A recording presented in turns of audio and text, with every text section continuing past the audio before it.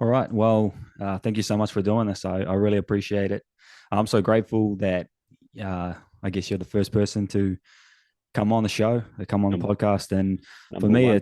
I guess it's a monumental um, situation for me, to put myself out here and to do this. So it's a leap of faith, but it's a step in the right direction. So again, thank you so much. And I guess I just want to preface this conversation by saying that I met Andrew. This is my first time meeting Andrew, but I actually put a post on the Facebook prepper page, just reaching out, wanting to connect with like-minded individuals or individuals that are more in depth and have more knowledge in those areas of prepping and sustainability. So Andrew was very kind and gracious to do this. And I think secondly, just prefacing that I am new to all of this. So I think steering the conversation more so from a interview perspective as opposed to conversating, just because I feel like you're very knowledgeable, having listened to your previous podcasts on the Sustainable Guys show on YouTube. So thank you so much, Andrew. And if you would, I've just got some questions here, and we could just go through the questions, but also just conversate. Hopefully it just flows well. So first off, just introduce yourself and um, I guess let us know why and how you became to be interested in sustainability. Oh, yeah, my name's Andrew Dyne. Um, a little bit of background about myself. I grew up on the west coast of the South Island in New Zealand, so low population, in more of a rural setting. So my dad would be cutting up sheep, and mum would be doing preserves and stuff like that. So um, kind of used to the whole partial self sufficiency. Um, and as I've grown older or matured, some might laugh at that, but you start looking at the way the world's going, um, and I don't know if it's a generational thing because every generation when they get a little older think that the world's going well, but um, just looking at what we're seeing now with fuel sustainability, what we're seeing very recently with uh, overseas countries moving troops into other countries to protect them from potential resource invasion. You have to start thinking: are we close to something rather big? Um, Stepping back from that, where we are at the moment, I've always done preservation of food. Um, Always made sure that there's lots of food in the freezer, lots of dry food in the pantry. So um, again, growing up on the west coast, we've got one of the biggest fault lines in the world, uh, not too far away from our doorstep. So should that pop, um, you're going to have to basically look after yourself for 3 months on the west coast. East Coast is a little easier. We're a little further away from the shake point, but things will still get hard. So, um, from the sustainability viewpoint, I don't think that we can keep on consuming resources like we've been consuming for the last 100 years since the start of the Industrial Revolution. And I've really got to a point now where I'm looking at taking more steps to becoming even more sustainable. And yeah, bought a piece of land. That's when I joined the New Zealand Preppers group and a couple of other groups on Facebook. Bought a piece of land about half an hour away that's got a stream and trees and about 10 hectares, and looking at slowly getting it get up out there over the next couple of years, if we have that long. Yeah. Yeah, and I guess most people would say you're being pessimistic or nihilistic, but it's really confronting when you actually stand and face it. You know what I mean? When you actually uncover what's behind the veil, and I Yeah. think what potentially may happen if things continue the way they do. So Well, there's some people in the preppers group who will say that I'm being optimistic by saying it's 2 or 3 years away. yeah, yeah, fair. So Yeah. for me, I guess I'd like to ground this in just defining, how would you define sustainability for myself and for others who maybe aren't as maybe don't have as much knowledge as to what sustainability is? How would you define it? Well, I'd define true sustainability by being able to enter a perpetual state of resource use, where we can perpetually use resources for the next 10,000 years and be able to maintain an equivalent standard of living during that time. So if you look at what we're doing at the moment, with with basically everything we do, if we've got 100 years at that level, I'd say that's an optimistic view. If you're a climate change believer, then things are looking pretty bad. If you're a climate change denier, well, I shouldn't say climate change denier. If you don't believe in the mainstream narrative around climate change, even looking at fuel resources, companies like BP have said we've got 50 to 70 years left of oil at best. So what happens after oil? We're not going to step back to coal. We need oil for plastics. We just can't keep on producing plastics. So yeah, sustainability is being able to maintain a level basically indefinitely. If you're saying 1,000 years, 10,000 years, it's an indefinite level of a standard of living for whoever is here. Right. Yeah, that makes total sense. And could you give an example of a time when New Zealand has made a sustainable change and how that has affected us in I guess in the now, or how it may affect us in the future generations? I'm just trying to think what New Zealand's really done around sustainability, other than running hydro and keeping a fairly low population. That's about all I can see. There's groups within New Zealand who live differently, but I think as soon as you get in a car, be it a battery car or a petrol diesel car, turn that ignition on, sustainability goes out the window. So if you're living in an area where you can walk to work, you can walk to get your food, you can walk to recreation. We've got a higher level of population density in an area. In an immediate area, we've got more people living in houses rather than 2 or 3 people living in a 300 square meter house. We've got 10 people living in a house like that. Until we get, and that's the way it used to be, and that's the way it still is in some cultures. But in a lot of houses, a lot of parts in New Zealand, we've got relatively low population density in houses. We've got people traveling long distances to live, to eat, to play. That's just not going to be happening in 100 years or even 50 years time. So, right. So I've got a stat here this is from www.stats.govt.nz. So the report identified 9 priority issues. This may be long-winded, but I'll just go through them quickly. So yeah. Number 1 was our native plants, animals, and ecosystems are under threat. Number 2 was changes to the vegetation on our land are degrading the soil and water. Number 3, urban growth is reducing versatile land and native biodiversity. Number 4, our waterways are polluted in farming areas. Number 5, our environment is polluted in urban areas. Number 6, taking water changes flows, which affect our freshwater ecosystems. Number 7, the way we fish is affecting the health of our ocean environment. Number 7, New Zealand has high greenhouse gas emissions per person. And number 9 was climate change is already affecting Aotearoa New Zealand. So my question here is, out of the 9 priority issues identified, which do you consider to be most important and why? And I guess if it's not on there, you could also, if there's something else that hasn't been identified on this chart here.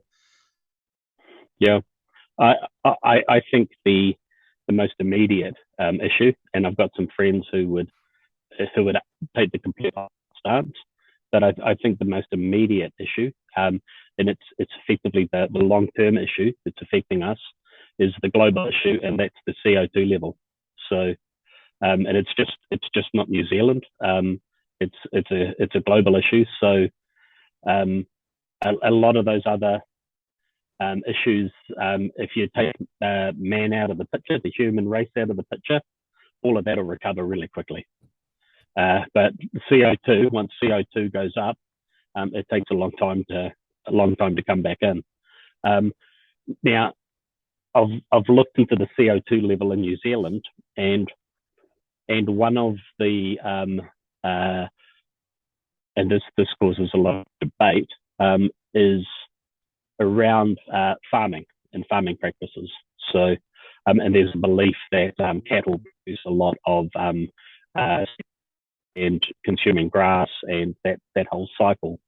But when you look at the agriculture cycle, a lot of that's a closed loop. So the grass grows as eaten by the cows. The cows they'll create a bit of ground level methane. Some research has shown that ground level methane breaks down very quickly. It's at a warmer temperature, and the ultraviolet light from the sun breaks it down quite quickly. Whereas methane that's got into the higher atmosphere with the super low temperatures hangs around for many years. Ground level methane breaks down relatively quickly. So there's two types of methane that's reported. There's only one type of methane that's reported in statistics, but most of it, the effect is seen as high atmosphere methane, which takes a very long time to break down. But the farming loop is relatively closed until you introduce diesel and fertilizers, especially nitrogen fertilizers. Nitrogen fertilizers are a direct result of the petroleum industry. So, and there's a lot of fuel used to make nitrogen. So, the nitrogen that's put on pasture, which is basically a modified ammonia gas. And the modified ammonia gas basically comes directly from petrol and atmospheric nitrogen, and the combination creates NH4 and carbon dioxide. So for every ton of nitrogen that's put on pasture, a couple of ton of CO2 is produced. So that's where you get the massive loading as far as agriculture is concerned. And it's even got to a point now that the Dutch farmers, there's a lot of unhappy Dutch farmers. I don't know if you've seen on the news. Yeah, I've seen that. Yes. Yeah, they've been told no more nitrogen, which is going to cut some Dutch farms down to nothing. And there's a lot of heavy reduction in Dutch farming at the moment, which causes the next concern is, what are we going to put in our bellies? So we at the moment we kind of need the high CO2 level to produce food, but it's potentially going to be a self-correcting issue if things get too bad. Yeah. Right. And how do you see it self-correcting if we go off that and you were saying something about the nitrogen? Yeah. Is that correct? Yeah. So atmospheric nitrogen is not a problem. It's over 70% of the atmosphere, right. But it's when they take the atmospheric nitrogen, rip the hydrogen off oil to make ammonia gas that is then later on converted to the nitrogen that we put in our fertilizer. And the carbon from the oil is combined with atmospheric oxygen to produce carbon dioxide. Carbon dioxide is an unnecessary an unfortunate byproduct of making nitrogen fertilizer, and that's why it's such a big issue around the world, and that's why our CO2 production around farming, along with diesel, is such a issue around the world. But from the other side, we just can't stop it, because if you look at stopping fertilizers, then fertilizers are responsible for over 20% of global food production. So if you pull fertilizers out of the mix, then global food production drops by 20%, and we've already got some hungry people. But if we don't, and this is where I mean it's potentially self-correcting, if we don't, and we do have climate change, and serious climate change, and it gets out of control, and we have these droughts that we're seeing in India, and that starts mirroring around other high population countries where the food production starts getting impacted, then it's going to be self-correcting by, unfortunately, mass starvation. So, and that's something you don't want to think about, and something you don't want to contemplate. But there's people around the world weighing up options. Like, we need to feed people, but if we keep on feeding people, we're going to screw the climate, which is going to stop us feeding people. So sorry to interrupt you there. So what route will they take? What route do you think we should all take if we can't do it the way that we've been doing it? What avenues are there? And I have seen Uncle Schwabi start, he's been talking about you will eat bugs. Now they're talking about creating these bug patties and insects. Yeah. So that is a avenue that they are willing to push, and they're starting to push now. But for the ones who don't want to eat the bugs, what options do we have? Well, if you see what Mr. Gates is looking at, and again, I'm on another preppers group, and they see him as a big nasty person who caused COVID with his unfortunate planning session about a year before they had the COVID outbreak started. He picked the COVID, or a novel coronavirus, as the potential pandemic that they were planning around, and it just happened to pick the right one. Mr. Gates is looking at they call it manufactured or artificial food, but right, yeah, but if you're growing bugs, and honestly, the difference between a cockroach and a shrimp is one lives in the water and one lives on the land. They're so close as far as the species is concerned, it's not funny. So if you take a cockroach or some other bug like that, and extract the protein, and then store the protein as you would a coil of dry protein in a 3D printer, and use that protein to print food as and when required, waste basically drops to nothing, and you can make protein from fundamentally anything. So that is a potential solution. If you look at what some groups are doing with mycelium and mushrooms and mushroom production around the world, then that is another. You can what's his name? I've forgotten his name. The mushroom guy. Paul Stamets. That's the guy. Yeah.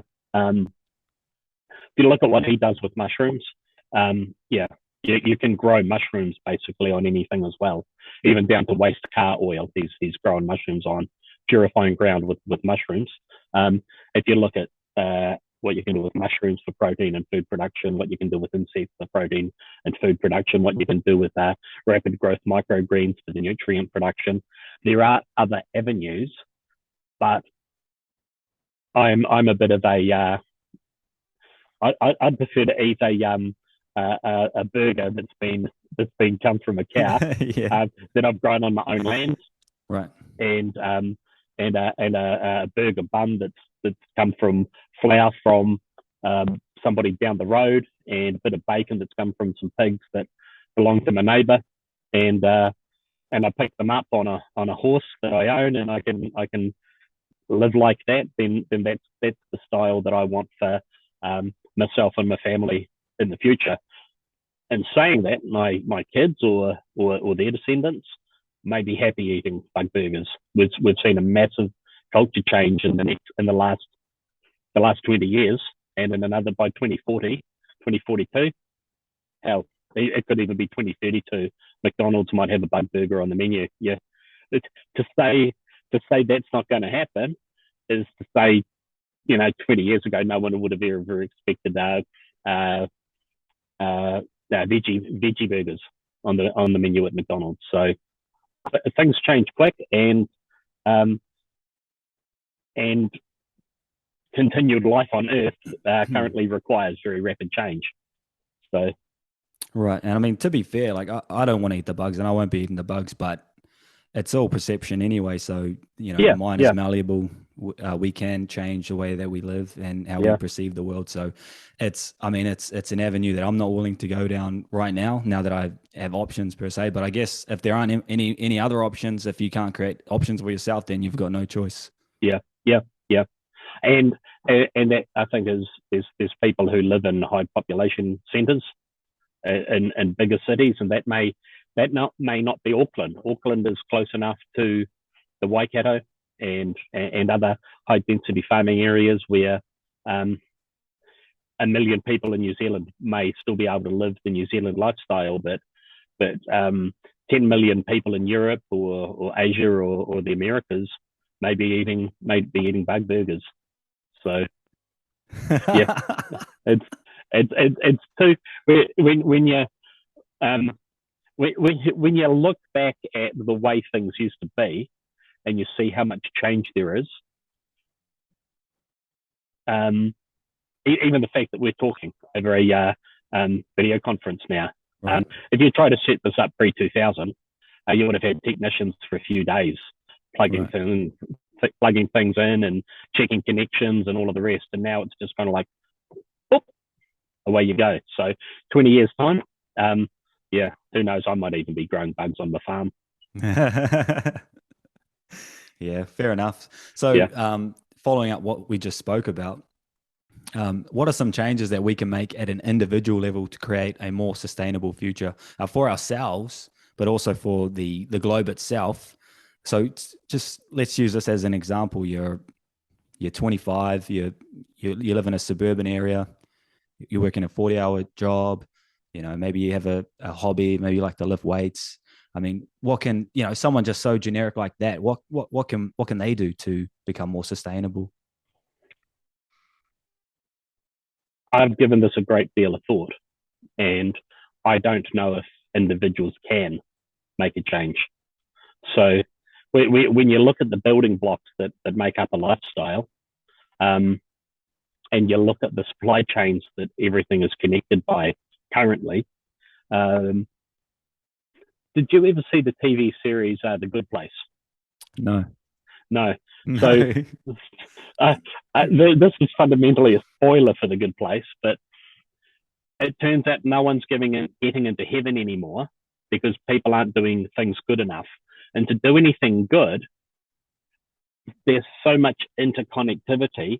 All you need is one bad person in that whole supply chain of buying a dozen red roses for somebody, that the person who supplied the fertilizer to the farm that grows the roses was a mass murderer. So everything else downstream is tainted by those actions, and it's the same around sustainability. So until from the start to the end of the supply chain is sustainable, you can catch a bus, but if that bus is being maintained by a guy who drives 50 kilometers in a dirty old diesel, Right.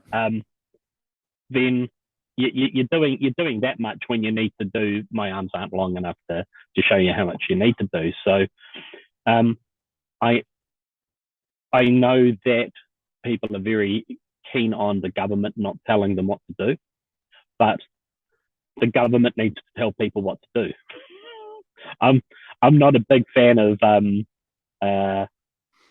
direct government control, but there needs to be some mechanism for people to be able to step away from the high consumption lifestyle that we currently have, so you can live more sustainably. But when the only place to get food is, say you're living in Auckland, but the potatoes are coming from Invercargill, the tomatoes are coming in from Australia, you've got mussels coming up from the Marlborough Sounds, you've got stuff traveling hundreds, if not thousands of miles to get to your supermarket, and then it's all being wrapped in plastic.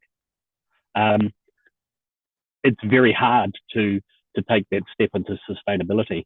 I sometimes wonder if we need to step back to a pre-industrial revolution lifestyle where 90% of the population used to live rurally and 10% was maintained in cities by people living rurally. Whereas it's basically flipped on its head now. So 90% of people live in cities and 10% of people live rurally.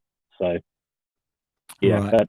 but for an individual, unless you're picking up plastic bags and knitting them into underwear, I don't know.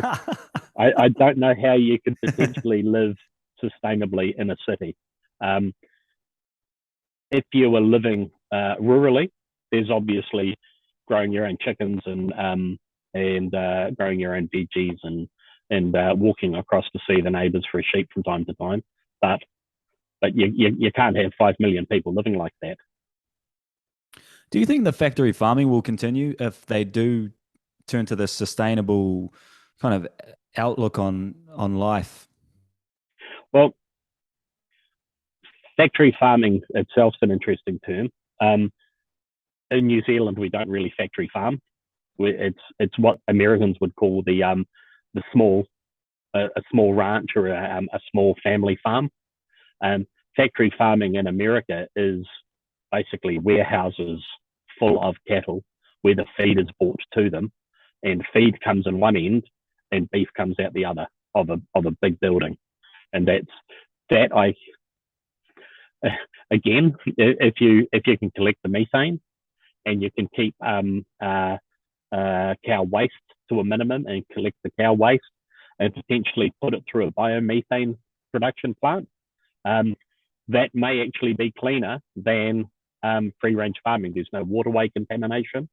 There's no there's less atmospheric contamination, and then there's a recycling mechanism of biomethane or something like that. So again, there's trying to look at the picture big enough. It starts getting very hard, because when you look at, well, how's the feed getting to the factory farm? And I know in some states there's levies to run beef and there's no food. So they have to actually buy feed from a neighboring state. And then they're shipping feed 500 miles to the farm. And then they're shipping the beef back 500 miles to the population centre. So when you look at things in isolation, they may look sustainable, but you basically got to do the balance of energy and carbon dioxide, waste, and how many people you can feed from that. So, Right, yeah. I'm curious to know if you could just give us or offer us a mental image of just how bad things are, or not how bad things are, but just the current situation right now, and also, what are your thoughts on environmentalism? And if you had to specifically focus on one issue, would it be the carbon? No, I don't think we're going to stop the carbon fast enough. We're not going to change. It's taken generations for us to live like we currently do, in order to take generations to change back. So I honestly think it's full steam ahead, and we're going to get across the Atlantic hopefully without hitting an iceberg. You look at some of the evolving technologies, like I mentioned mushrooms and mycelium earlier on. There's a company up in Auckland that's replacing that expanding plastic packaging with a mycelium that can grow cheaper than what it costs to actually do that manufactured packaging that fits around laptops or TVs or anything like that. So they'll spray a water mushroom spore mix onto a mold and let it grow, and it grows into and then they dry it into a custom shaped mycelium, like that expanded cardboard. But then when it's packed, and if it stays dry, it's fine. And obviously getting a laptop wet in a box is a bad thing to do anyway. So, but after you've taken your product out, that packaging breaks down soil in less than a month. So there's no long recycling times or anything like that. It breaks down very quickly. So if you look at that kind of innovation, we're potentially winning the war there. If you look at solar panel production and renewable energy, in some places we're winning the war, but then to get enough of that energy to where it needs to be, it's going to be very difficult. There was a thing I read recently about re-engineering the national grid in Australia, and to carry the renewable energy sources, the lines need to have 7 times the capacity, because a coal-fired or an oil-fired power station, you build it 10 kilometres away from a city, you turn it up to 2 gigawatts, and you run 24/7 at 2 gigawatts. But with solar panels and wind, you've obviously got the day-night cycle with solar panels, so you've got this big peak of electricity in the middle and nothing at night time. Wind, you've got a more seasonal pattern as the wind changes and over the seasons, but you still end up with these big patches with no electricity. So you've got to get as much electricity as you can to the city and then store it in batteries until you need it. So with that big day peak, you need 7 times the capacity on your power lines, and they don't have staff or resources to build 7 times the density of power lines for a considerably longer distance. So there's those challenges that are facing us. I'm also following the hydrogen economy with interest. So whereas batteries have a quite a finite life, and there's all the discussion around it's not the lithium so much. Lithium is relatively easy to pull from the ground. It's the rare earth metals like cobalt that goes into the batteries. Some people mining cobalt in Africa, it's worse than blood diamonds. Yeah, I've seen memes of kids actually. Yeah. You know, they just look so distraught, and it's actually quite sad. It is. So hydrogen, the main component for producing electricity from hydrogen is it's platinum, and the platinum is not used, and it's easily recoverable, reconditioned for the next series of fuel cells, onwards and onwards and onwards. So, but hydrogen production isn't as efficient as actually just storing energy as batteries, energy in batteries. So there's another complex solution that may fix the problem of big power lines being able to store electricity as hydrogen and then use that in cars. There's a lot of hydrogen cars coming out. But again, I still think fundamentally, if you look what we need to do over the next 30 or 40 years, there's not the resources to build hydrogen cars for everyone. I think 90% of the population have got to take the hit and say, we're not wealthy enough to have a private motor vehicle. Let's start walking. And if you say that to people, you can see their face, but I've got a right. And right. It's kind of like, well, for the last 10,000 years, no one had the right of owning a private motor vehicle. So that's only the last 100 years, if that people have believed that owning a motor vehicle is a right. So it's obviously not sustainable. It's more of a luxury, really. I mean, if we look back in time, and they were doing horse and cart. My grandmother used to walk to school.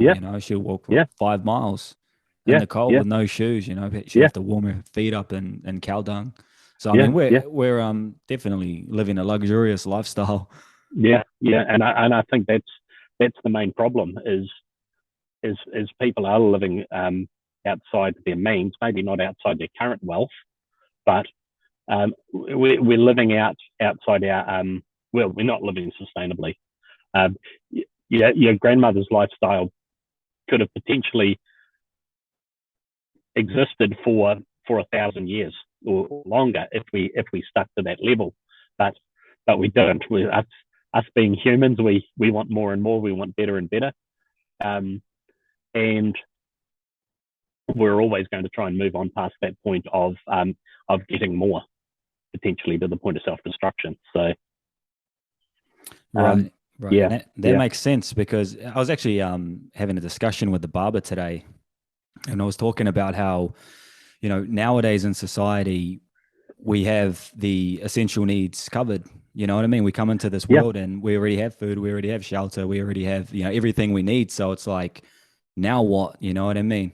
Now when we have just so many options that it's the ego just wants more, as you said. So it's we're on a path of self-destruction, Yeah, evidently. yeah, yeah. It's like you hear generations before me that they talk about things like getting an orange for Christmas. Now, if if you gave a kid an orange for Christmas these days, it'd be, what did I do wrong? They'll probably throw it at you. Yeah, yeah, yeah. But I think it was my parents, the generation before my parents. Um, it was kind of like, wow, this exotic fruit. It's coming from overseas, and twice a year I get to eat an orange, and every other fruit I eat is an apple or maybe strawberries grown in the garden. But oranges were exotic fruit because they had to come on a boat into the country and then come by train. But you couldn't just whack them on a truck in Littleton or Wellington or wherever they'd be in the supermarket in a couple of days. No, they were luxury items. But now what is luxury? It's That's it. I mean, it's ever yeah, changing. It's just ever flowing, and yeah, there's a new meaning every day, you know. yeah, yeah. So, in terms of energy, what options of energy do we have here in New Zealand that you consider sustainable? And are there better options being used overseas that we have not implemented yet? Um, there are better options overseas that we haven't implemented. If you look at the energy profile in a place like Germany, I believe it's about nearly up to 10% of their energy use is some type of biological fuel. So whether it's wood or making biogases out of industrial waste, um, they use a lot of biological fuel. So we've obviously got the benefit of hydro, but New Zealand produces enough high protein food, so with cheeses, meats, that kind of thing, or energy dense foods, for I think it's around 45 million people. So we've got waste from that amount of food that is currently being chopped up to dog food, or just finding holes in the ground and putting it in there. Um, Yeah. Yeah. I love it, man. It's just like these are things that we never think about. You know, you could go on the street and ask 10 random people, you know, how many of you think about this or know about this? And most likely, I mean, 10 out of 10 would say I have absolutely no idea. yeah, yeah.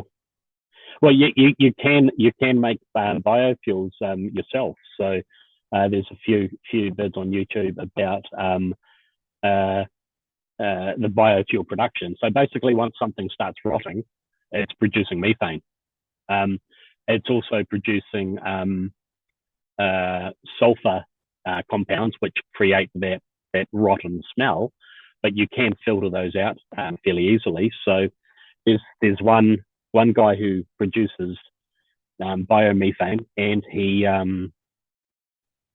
uses a fridge condenser to pressurize it into 9 kg gas bottles, and then he uses that as methane.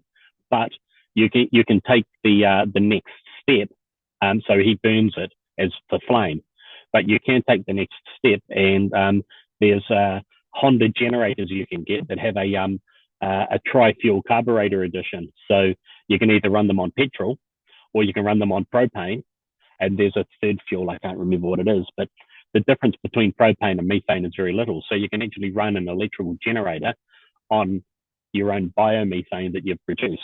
So you can take that step if you're living off grid and make your own biomethane and run it in your own generator. So it's something that you can do at a basic level. And if you can do it at a basic level, then you can do it at a very large scale level. But again, it's getting ducks in a row. It's more expensive to make than opening a hole in the ground. Like oil is millions of years, hundreds of millions of years worth of ocean matter falling to the bottom and all the rest. Whereas we're trying to make methane, biomethane, in real time as we produce it. So we've got to do the decomposition as well as the energy recovery, whereas oil, all of that previous work's done and you're just doing the energy recovery.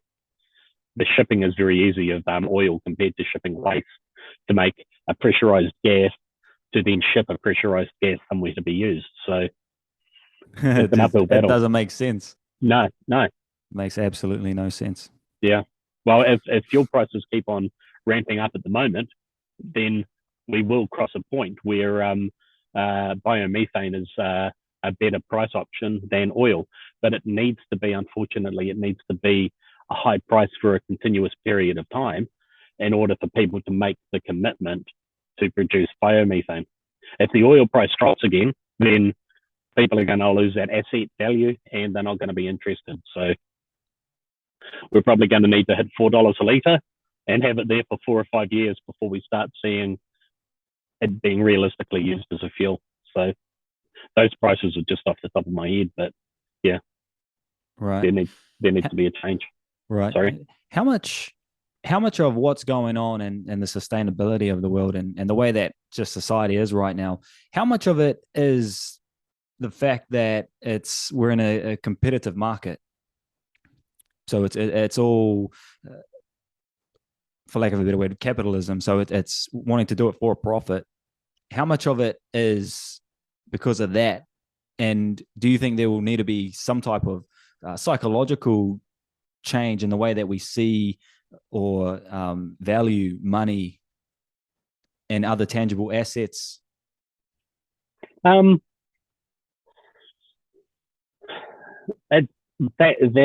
again is a really hard call, because if you start looking at places that aren't capitalist driven, so I think people are getting capitalism confused with personal egos, and capitalism in a pure state, like Right. communism in a pure state, Right. aren't bad systems. But as soon as you put people in front of either of those systems, and this is why a lot of young people, I think, are looking at communism and looking at the model of communism and going, "That's so awesome." Right. But as soon as you put a person in front who goes, "Well, I can control this. Yeah. I can be the kingpin here." There's always one. Yeah, there is. That's the thing that we've got to look at, is there's always one. And the thing I think about capitalism, it holds people a little more accountable than communism. Right. Look at the atrocities of communism that have happened in the past, and someone gets to the top and they're not accountable. There's no one who can control them, and things go really bad. Capitalism, there's people who have got to the top and completely failed. There's other people who have got to the top and kind of like stayed there. But if you look at the potentially the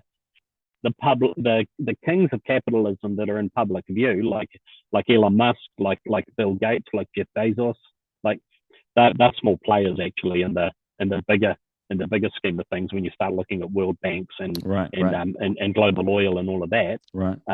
And most people won't believe you that a billionaire is a guy with $100 billion bucks in the bank is a small player, but they are. Yeah. They are. Apple is a small company compared to the global oil industry.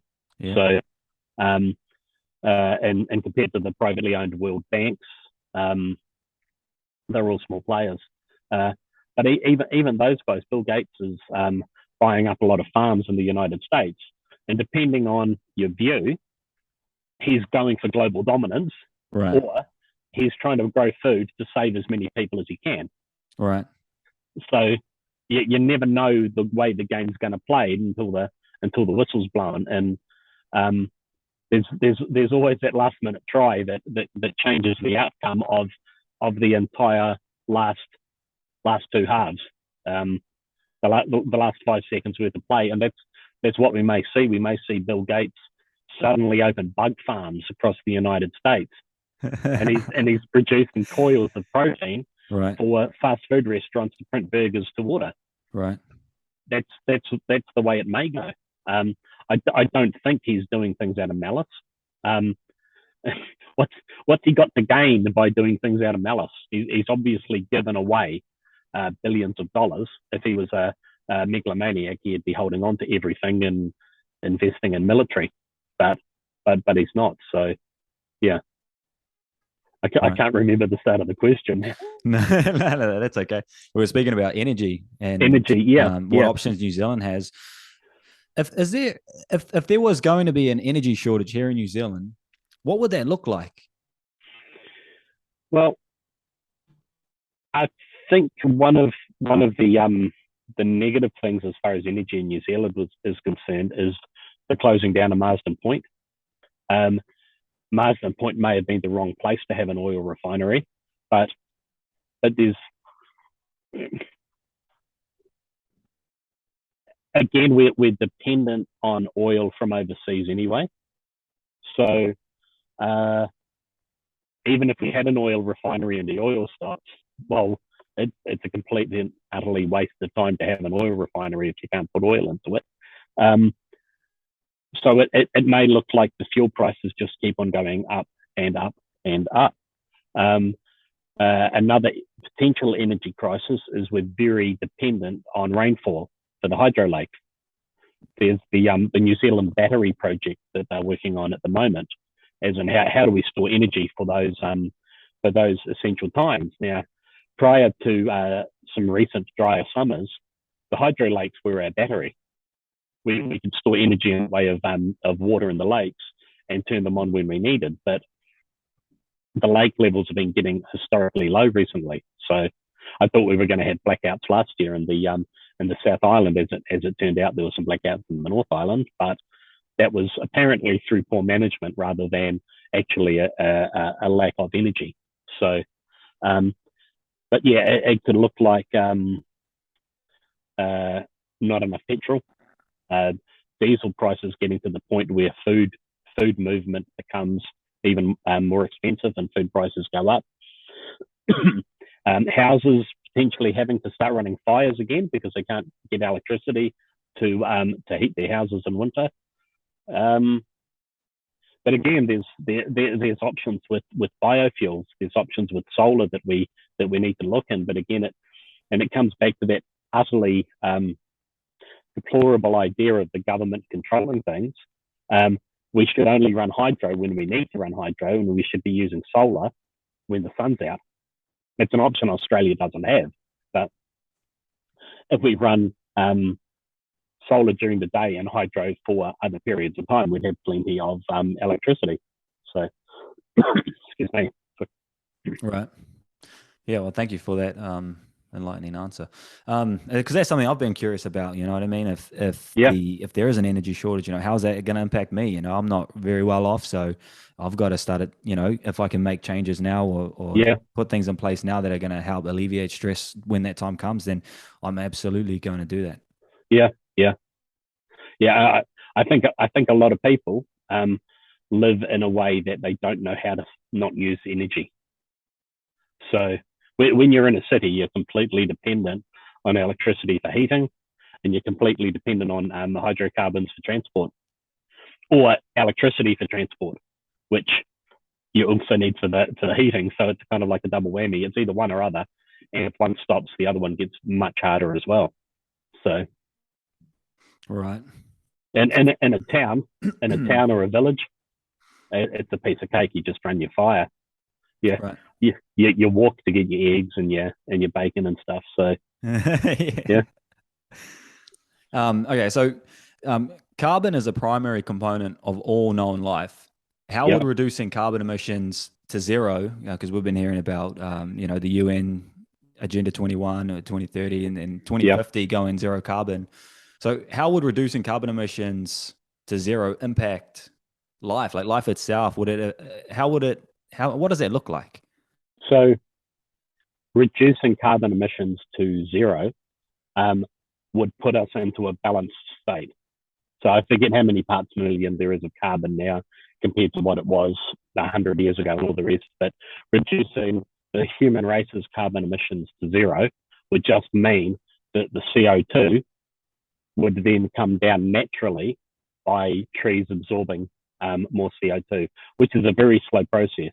So I'd said earlier about ground level methane, which breaks down in ultraviolet light. It breaks down into various components, but the carbon component of methane breaks down into CO2. And CO2 doesn't break down any further.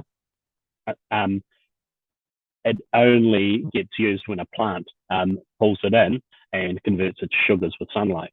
So zero carbon dioxide production by the human race, or at least balanced carbon dioxide production by the human race, wouldn't impact life on Earth that much.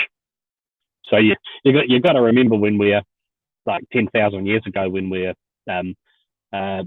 growing plants and waterways, and I forget where civilization started, but we weren't mining coal. We were eating what was grown within the closest kilometre, and there was no detrimental effect of us not producing lots of carbon dioxide. So, and again, I know people who would say carbon dioxide is not the problem. How much global warming has it changed? Like, carbon dioxide's been considerably higher than it in the past, and stone. I forget the process. It's a geography process where they analyze carbon dioxide trapped in stone. They estimate that the carbon dioxide's been 5 times higher than it is currently. However, the pointer of carbon dioxide increase at the moment is almost vertical. It's just going up at a crazy fast level. So it may have been 5 times higher in the past, but in 30 years' time, it might only be 40 times higher, 4 times higher. And once we reach that point where we're breaking new levels, the carbon dioxide growth will still be rocketing up at an amazing level, and we're into unknown territory. So, right, I know Elon Musk has said that CO2 could actually be higher, but it could be higher, but it's not the height that's the problem. It's the degree of change that's the problem. right. So yeah, if it stopped the way it is at the moment, it'd probably be fine. If it went up another 10%, it's probably fine. But it's just going up at such an amazing level, and we're doing nothing to change that growth. And that's the concerning point. It's not the current level that's the concerning point. It's the fact that it just keeps on increasing at an amazing level.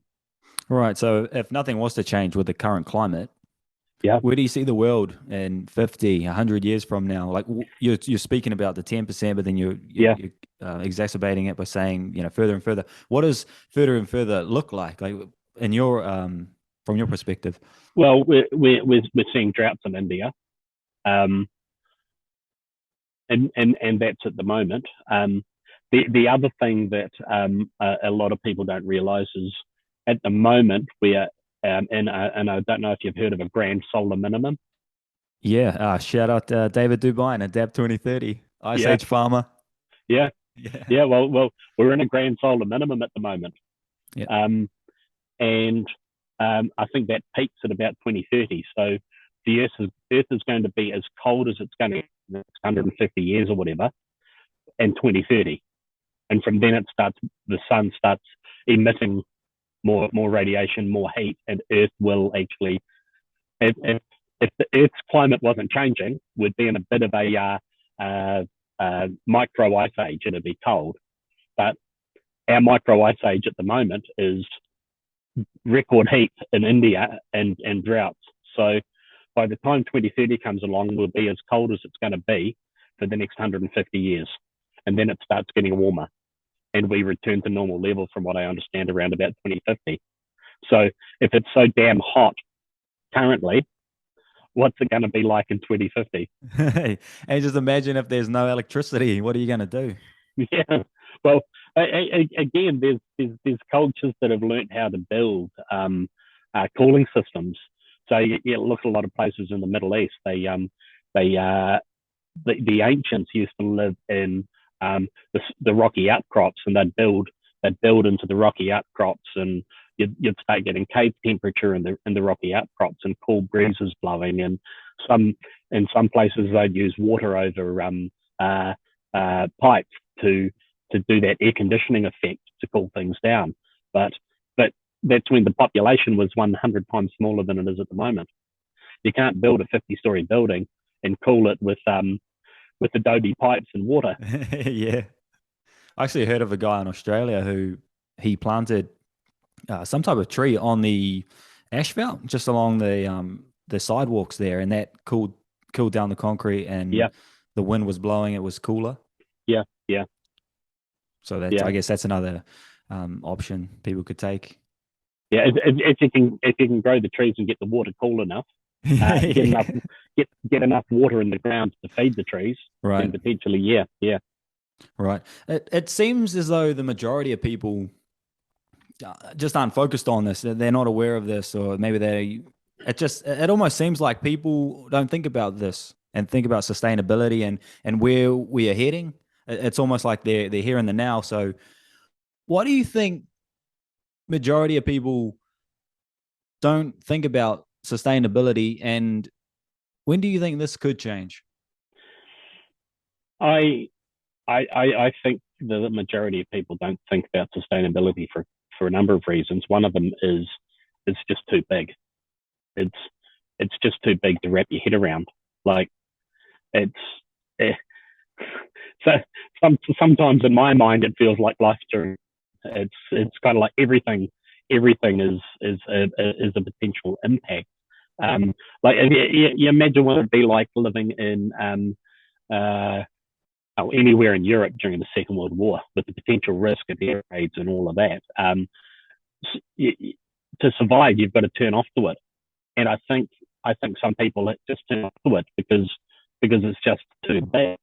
Um, yeah, other people maybe don't understand the science, or they don't want to understand the science. They want to believe uh, that this is all made up. It's fabricated by corporations that have got something to gain, or and the other side is corporations something to lose, and it's just the evil capitalists trying to control what's going on. And honestly, there may be an element of that, um, but but I think when you start looking at yeah, what's going on around the world, the change in temperature, the change in carbon dioxide levels. Um, one may trigger the other may trigger one. We don't know if it's the global temperature rising that's causing more gases to seep from the tundra up in Russia or whatever. Like, they said that there's millions of liters of methane being released as the permafrost unfreezes. It's so hard to try and figure out what's causing the problem, but I don't think we need to look at what's causing the problem.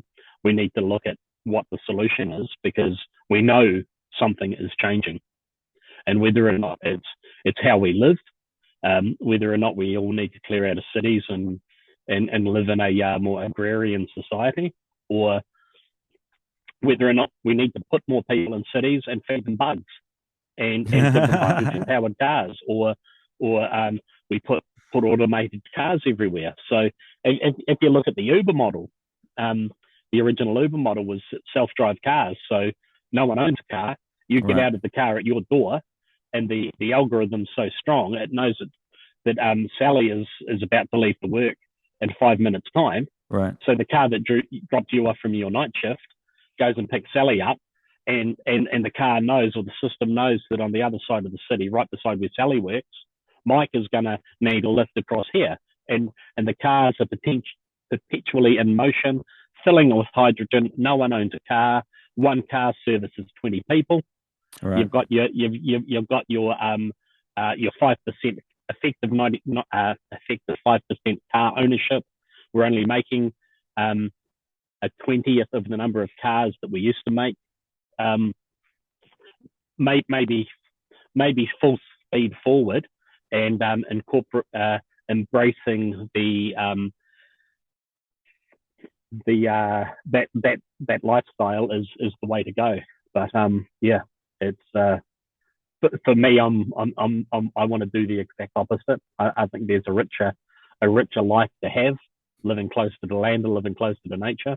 But obviously, not everyone wants to live that life, so I'm not willing to dictate that this is the way it should be. But I feel as though it's the way it should be for me. Right. And do you think there is a certain situation that would maybe wake more people up to what is actually going on here? Would it? Do you think it would be? You were speaking about potential starvation, Uh, of mass populations. Do you think it would be the higher food prices or the higher fuel prices? Do you think there will be a situation where people will have to respond or react in a certain way? Like there's you, no way of going around this anymore? you're talking about what preppers call SHTF. If you would have, yeah. Um, Right. I, I don't know if there's going to be a moment where everything changes. Um, I think the governments through, and again, it's not a negative thing. It's potentially an only way forward thing. The governments have learnt a lot in how to slowly adjust the population to a certain way of thinking. So, Right. the term "new norm" has become the new norm over the last couple. Yeah. Yeah, Yeah. it's the last couple of years, and there's some people who say that this is a fascist control mechanism, and then Right. there'll be other people who say, well, how do you do it otherwise? Do you just let mass panic grip the population and riots start? Which is a self-fulfilling prophecy. As soon as you start having riots, you start having more mass panic. So is establishing a new norm through fear waves and all the rest the easiest way to move it, or do you just let populations roam burns while the emperor fiddles? So you've got to look at one way or the other. You can't ban both of them and say no way works, because well, you do need a way to work, or you do need a way to do it, because something's going to happen if you don't. Right. So yeah, Yeah. And well, the thing is, right, this is our fault. You know what I mean? It's not yeah, their fault. This is our fault. We're yeah, giving the power away. We're not living yeah, in a way that is in harmony with nature, with the natural cycles of life. yeah, So we've got no one to blame but ourselves here. yeah, yeah, yeah. Um, yeah, anyone um, until very recently, nothing was stopping the average person selling up in the city, going to a village of 20, 30, 40, 50 people, running some chickens in their backyard and buying some mutton off the guy at the pub. Until recently, nothing was stopping anyone living like that. So to turn around and blame the government for potentially something that you just didn't see coming is a complete passing of the buck. Um, and honestly, I've had conversations around capitalism with people, and the thing I always ask them, well, what would you do? And some dare to mention communism, and it's kind of like, well, let's look at where that worked, shall we? That's right. Apart from China, which has become a capitalist state anyway, true communism, in the sense of no one owns anything and you Right. work for the state, Right. it's never worked anywhere.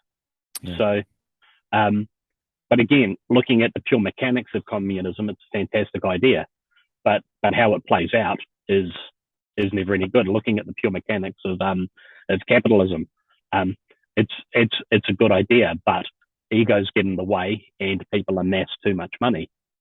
But yeah, we've always had emperors and empresses, either through royal blood, family lines, or the ability to generate wealth and sit at the top of the pile. It's always been there in any system, down to the Tsars of Russia and the communist rulers in China, and they've always existed, and they're not you and me. They're always a very, very, very small percent of the population. So Right. And the thing is though, like if you try and put yourself in that mindset, that mind state, 20-hour work days, yeah, it's just complete focus. It's complete dedication to yeah, the action yeah, itself, not to gain anything. They're not doing anything. They're not doing it for anything. They're doing it because this is who they are. This is what they do. They live and yeah, breathe this. yeah, And yeah, you're coming up against this monstrosity of of just pure dedication, Yeah. there's no way of winning. Jordan Peterson, I don't know if you're a fan or if you're an anti-fan, but he said, you look at a lot of these people who do it, and they've got no friends. Right. They're prepared to, as you said, work 20 hours a day, right. 7 days a week. You hit Elon Musk. He until recently, and I don't know if he's still doing it, but he'd talk about sleeping in the staff room at the factory. Right. Because he realized it was at 11 o'clock at night and he had a meeting at 7 o'clock the next morning. So he had just sleep in the staff room. Right. People think that this billionaire, ultra billionaire lifestyle is kind of like jets and jetting everywhere and caviar on the way, and it's not. Bill Gates, Elon Musk, Jeff Bezos, they're not interested in any of that. Right. They're probably not even interested in success. They just are interested in the mechanics of perfecting a system. So, yeah. Jordan Peterson says a lot of these people who do it, they are prepared to sacrifice everything. Now, I don't even know if they understand that they're missing out on going to the pub and having a beer with some mates. I don't think they grasp that. I don't think they grasp it. Yeah. I don't think they grasp it. So, saying that they're doing this for some evil purpose, that's how they are. They are just tuned to a certain frequency, and that's the way they run. And honestly, I don't know if that's the life I'd like. I wouldn't like to work 20 hours a day to be a billionaire. Neither. Neither. No. All right.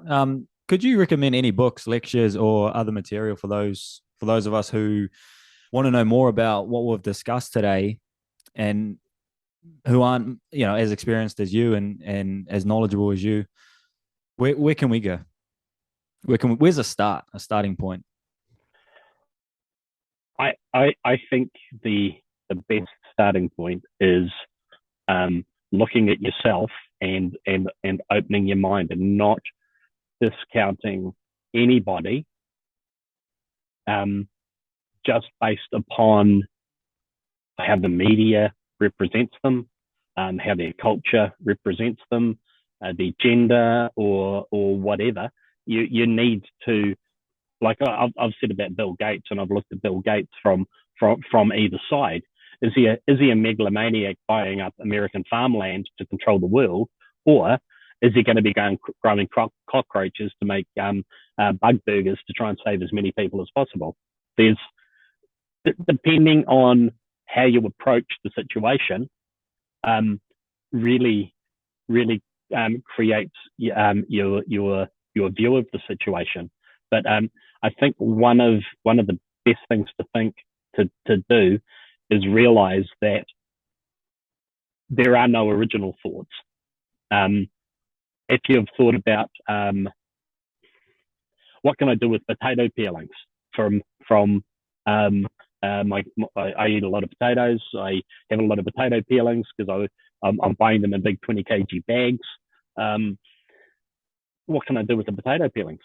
I can put them in the green bin and they can go off to be made into compost, but is there something else that I could do with it? Could I make biogas from it? If you just look at YouTube or just search the internet, you'll find someone has played with potato peelings, pumpkin peelings, carrot peelings, and found there is something you can do with it to create a positive effect. As far as learning specifically about prepping, I see a lot of in that prepper group in New Zealand where we started chatting, and ones overseas, people asking questions because they can't do the research or don't want to do the research themselves. So part of the thing about being prepared is knowledge. Knowledge is the empowerer and the great equalizer. So if you just want someone to tell you this is the type of solar panel system that you want to run, and you don't know how it works when it breaks down, you don't know how to fix it when it breaks down, and you need to ring the service technician to come out and make it work, then you're not prepping. Right. You're just trying to go off grid or something like that. So, I think the prepper lifestyle is self-sufficiency and knowledge. And there are quite a number of books out there. I haven't purchased some. I've got some on my buy list, but I haven't purchased too many. I'll just do the research myself, look at what they're saying, and then how do I adapt it to my situation. So can't recommend books. No, that's okay. Thank you for that. And I just want to pick your brain about how you see New Zealand climate in the next 5 years. Like we're talking about in the mainstream media, we're hearing about food shortages, we're hearing about inflation, the fuel, the housing market bubble is one of the highest in the world.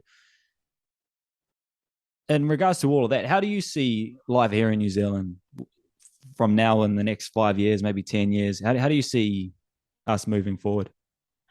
Well, one thing I saw when I was younger, and we had a younger family, and I wasn't earning as much as I am at the moment. One thing I really noticed as I earned more and proportionate to what I was earning, my mortgage payments were coming down because I'd fixed a mortgage years ago, and there's a real line where once you cross it, things get easy.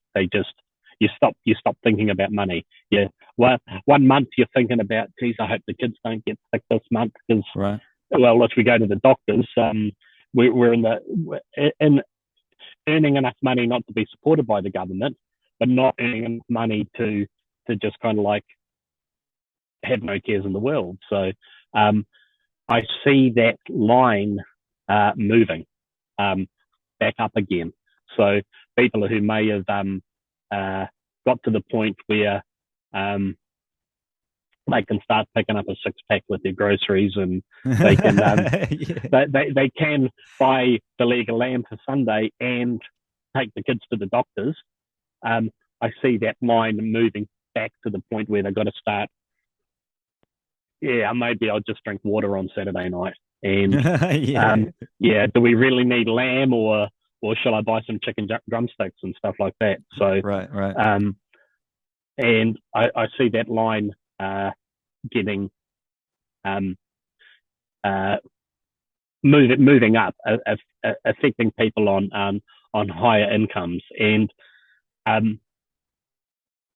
why I mentioned that line is there's always a deviation from a line. So the people who are right at the bottom of that line, it's going to get very hard. And we won't see what is going to what is happening overseas with people getting very hungry to the point of starvation. We won't see that in New Zealand, right? But we will see it getting hard for people who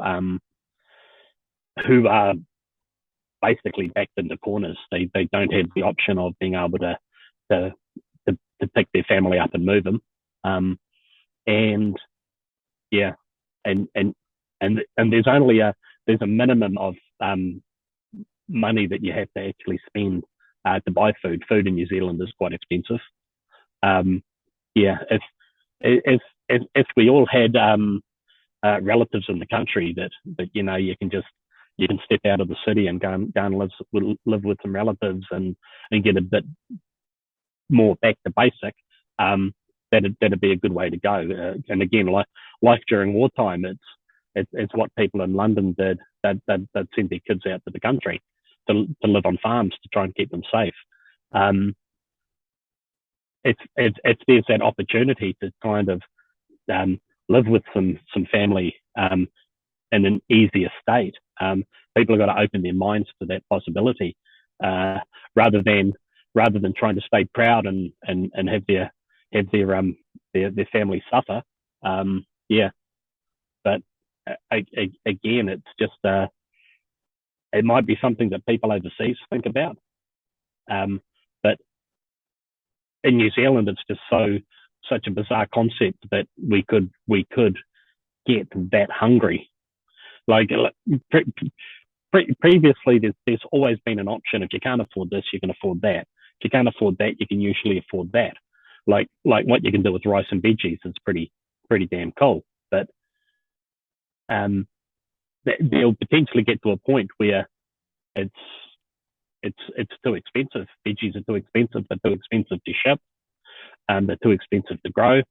And yeah, just to prepare for that, I think learning about what vegetables grow in your area, what vegetables are easy to grow. I don't know the proper name for it, but I grow a plant called New Zealand spinach, and it looks like ivy when it grows. Right, like vines. But the leaves are ivy size, but more of a spinach texture. And you can eat the leaves, you can eat the stalks. It grows like a vine. It grows anywhere. Yep. It's a good healthy green. You can use it in stir fries. You can use the stems in stir fries. You can boil the stems. You can boil or saute the leaves, or you can eat the leaves in a salad. Just something like that is a green that once it's growing, it's perpetual. It just keeps on coming back.